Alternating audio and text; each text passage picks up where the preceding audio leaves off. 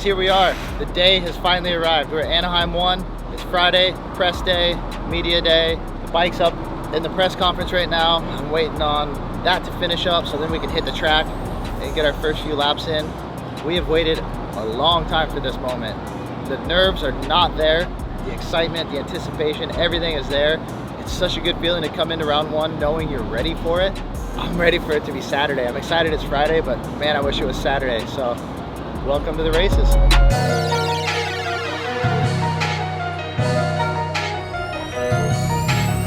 So Anaheim, we I guess got anxious and couldn't wait for going to race in Tampa for round one for us. So starting on the West Coast should be good.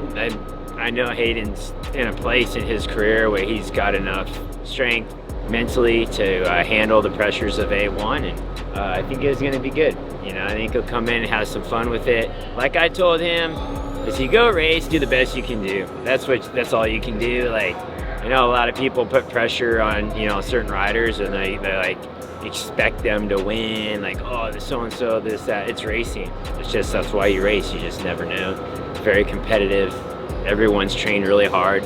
So everyone's going to come in swinging round one. A lot of energy and excitement, so you got to manage that, really just get through this round. And it'd be nice to get through this round with a solid finish and move on to the next and just keep building. And the goal is to be there in the end. You know, like I said, you can't win a championship at A1, but you can lose it, as you can see from last year when Haiden got taken out, you know, on the start at Detroit in round one, and it cost him really in the end. But either way, I feel a lot different this year. Like, I feel like starting Supercross is more mellow. It's each year gets a little more like, I don't know, feels a little more normal. And came here for many years. I've been to A1 so many years, just growing up and watching this race. It's finally happening. Kids finally racing the big show, so proud of him. And it's his birthday today, so I guess that's a lot, right?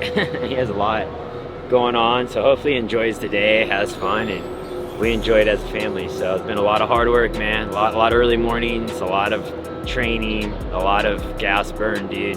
So we've tried to carry you guys along the way, show everything we can. I think we show way more than anyone else. And all we ask is you guys, in repay, is just share and I don't know, just share it, you know. It's kind of trying to get our message out, so appreciate it. Let's go. JT, I think it's time to talk to some riders.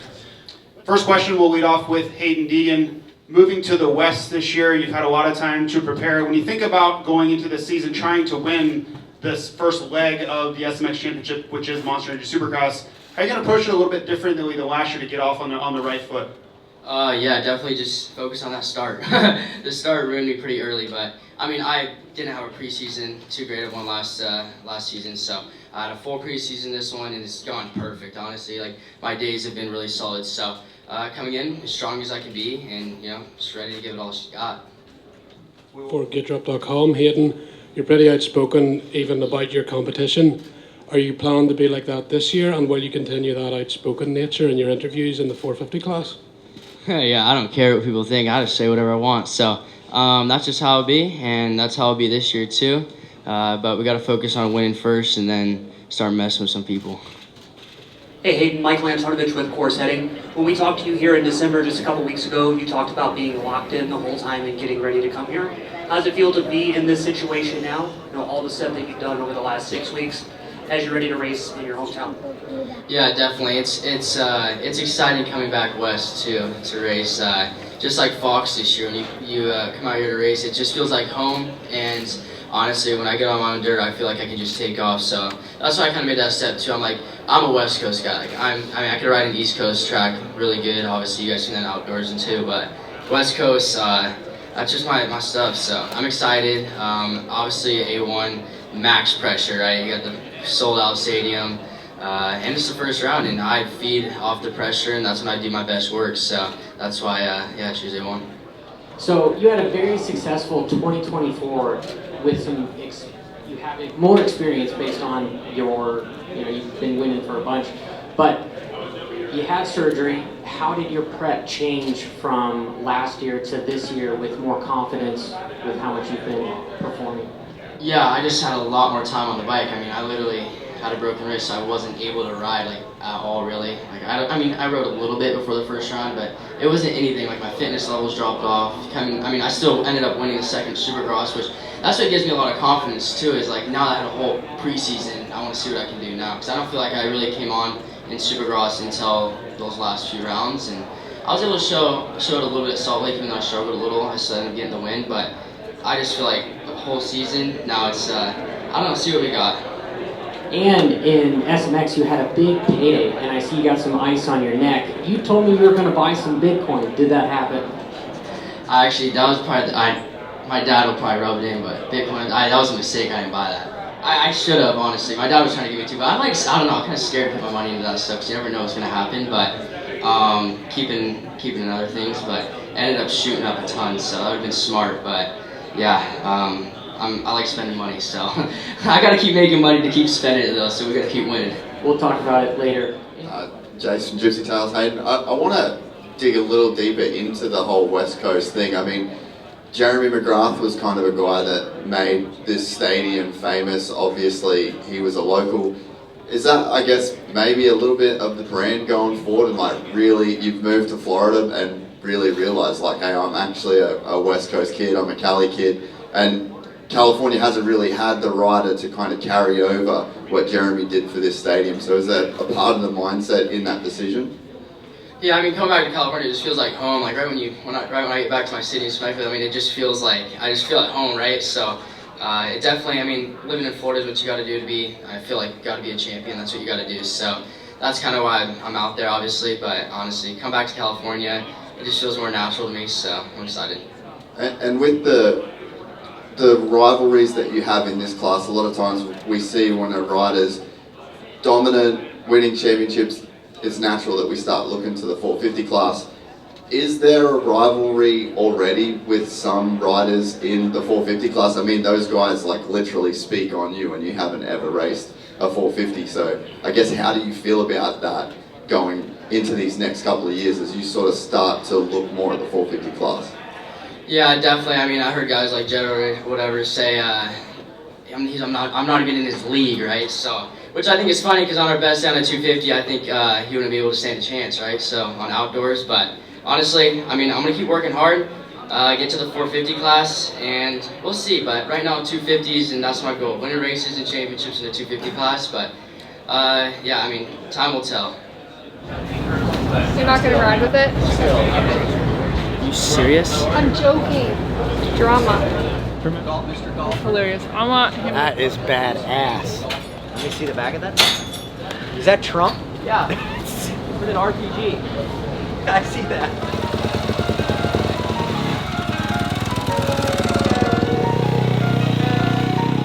What's up, bro? So tell me what's on your mind. You got any nerves?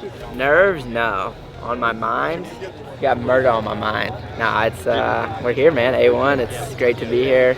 A lot of laps have been put in, and it's time to see where we stack up. So it's good to be here.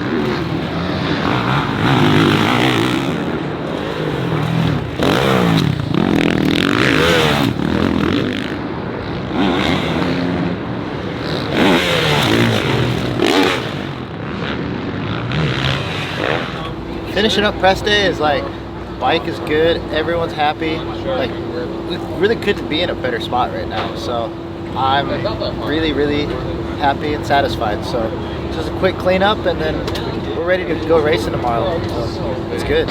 All right, that's a wrap on press day. It was good. I feel really good on the bike, which is nice to know. Coming in the first round, always just good to feel good. So ready to give them hell tomorrow, and someone's gonna bug me again today. Come on.